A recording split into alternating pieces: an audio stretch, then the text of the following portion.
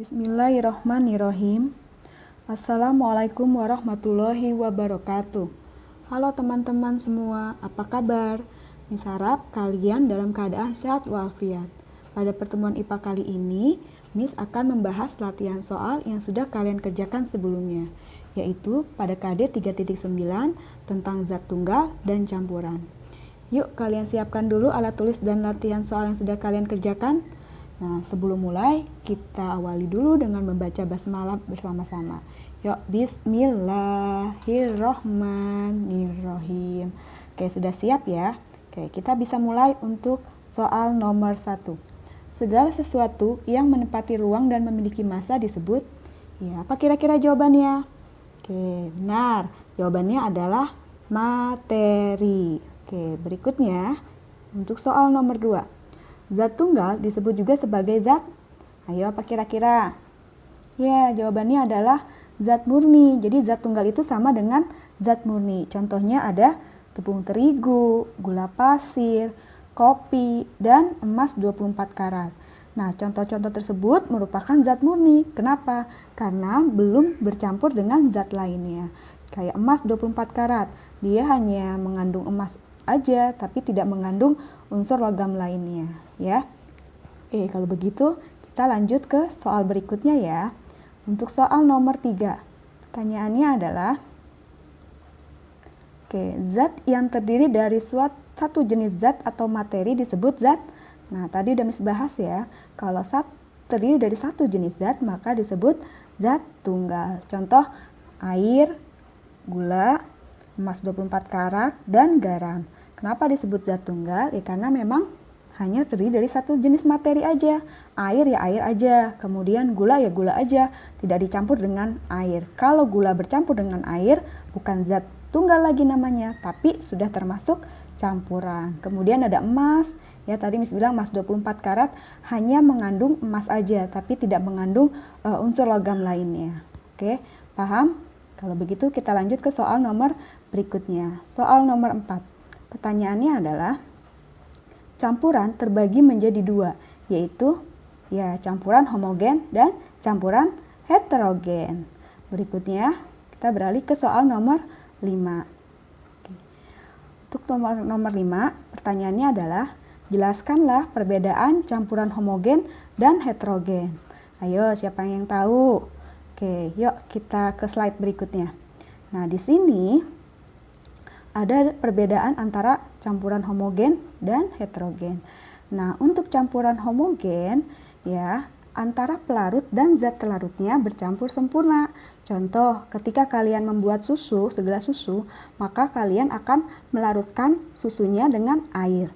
Ketika diaduk, maka antara air dan susunya akan bercampur dengan sempurna.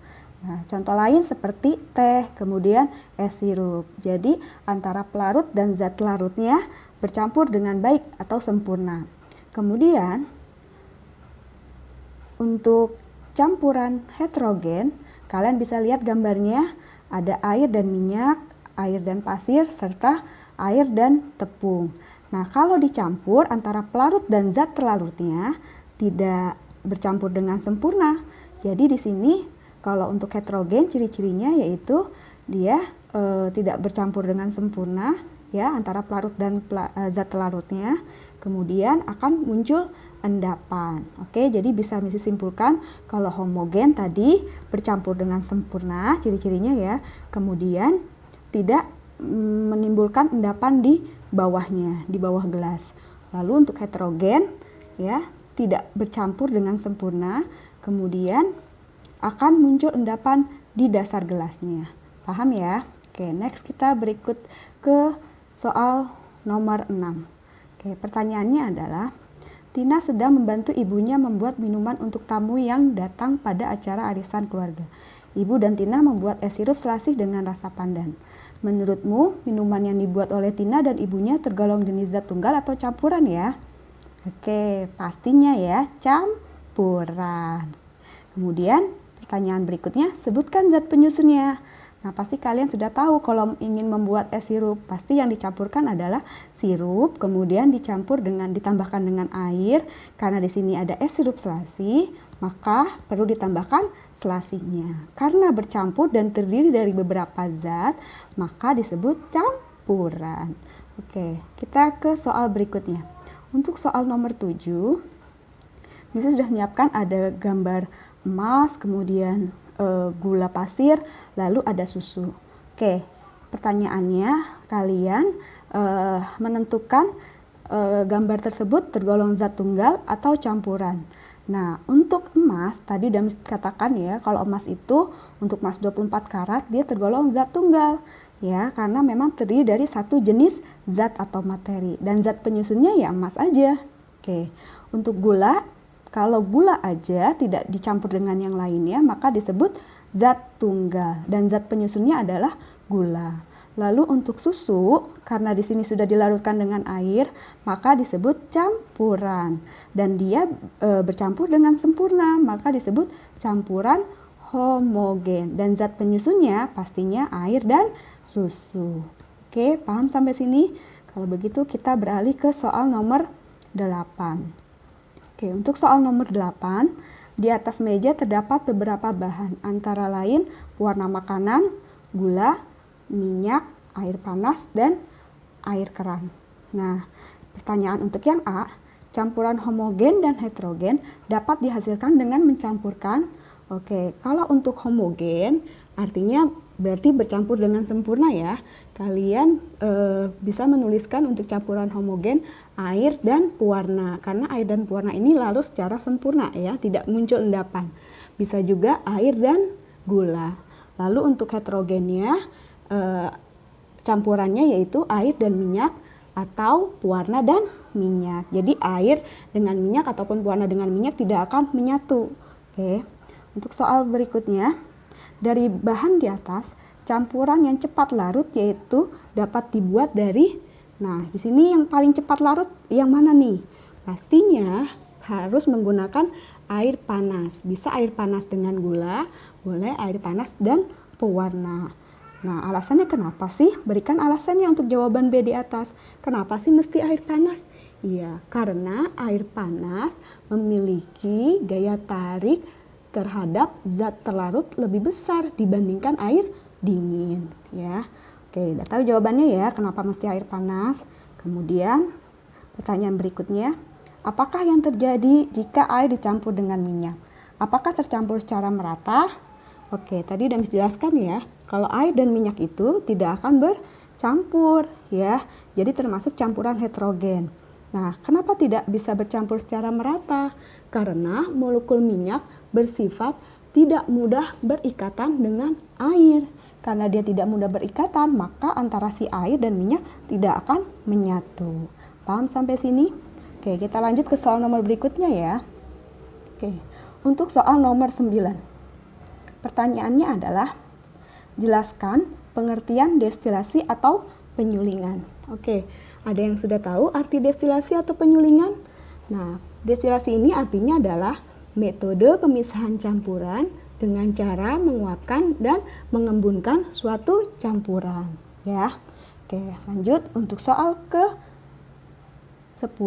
Pertanyaannya adalah, oke, destilasi dilakukan untuk memisahkan campuran jenis. Nah, biasanya destilasi ini digunakan untuk memisahkan campuran yang agak susah ya. Artinya campuran-campuran yang memang terlarut sempurna seperti campuran homogen. Jadi, di sini jawabannya adalah campuran jenis homogen ya.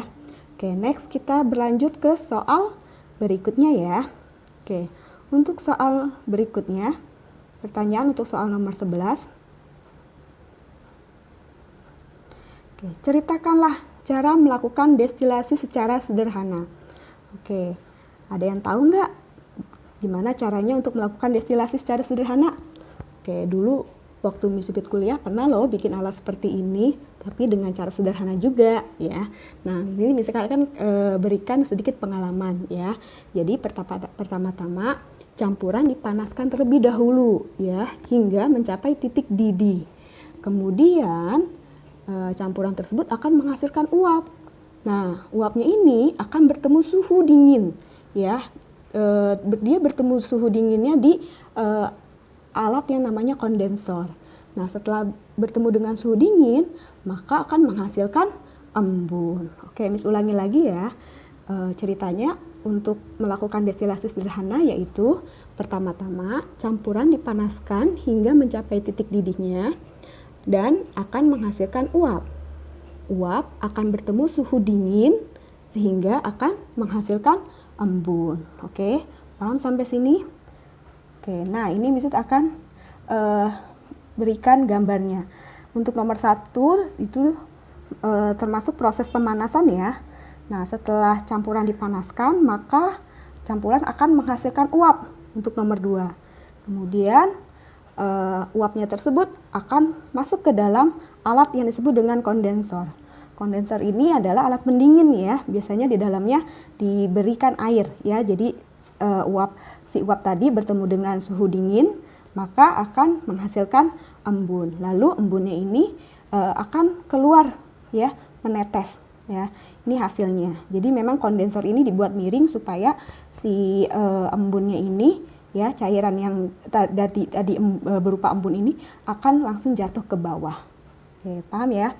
Kita lanjut ke soal berikutnya ya. Untuk soal nomor 12. Oke, pertanyaannya adalah apakah manfaat atau kegunaan destilasi untuk kehidupan sehari-hari? Oke, ada yang sudah tahu belum apa manfaatnya? Ya, kalau belum, yuk kita bahas bareng-bareng. Oke, destilasi atau penyulingan ini manfaatnya banyak sekali ya. Nah, ini akan menceritakan salah satunya yaitu menghasilkan bahan bakar dari campuran minyak mentah. Kamu tahu nggak? Ternyata minyak bumi itu kan banyak ya jenisnya. Ada premium, ada gas, kemudian ada aspal, ada diesel, dan lain-lain. Nah, itu semua terbentuk dari campuran minyak mentah loh. Nah, nanti akan dilakukan destilasi atau penyulingan sehingga minyak mentah itu ya akan dari perbedaan titik didihnya akan menghasilkan zat-zat yang berbeda. Tadi kayak gas, kemudian bensin, minyak tanah, diesel, dan lain-lain. Nah, itu semua bisa dilakukan pemisahannya dengan melakukan destilasi. Oke. Nah, selain untuk menghasilkan bahan bakar, destilasi atau penyulingan ini digunakan juga untuk menghasilkan air tawar dari air laut atau air sungai. Oke, ada yang mau bertanya sampai sini? Oke, kalau kita sudah ngebahas sampai nomor 12 ya. Alhamdulillah semuanya sudah terjawab semua ya. Jika ada yang belum belum selesai ataupun ada sedikit kekeliruan dalam mengerjakannya, tolong diperbaiki ya. Oke, kalau begitu karena sudah selesai, Mrs. akhiri. Wassalamualaikum warahmatullahi wabarakatuh.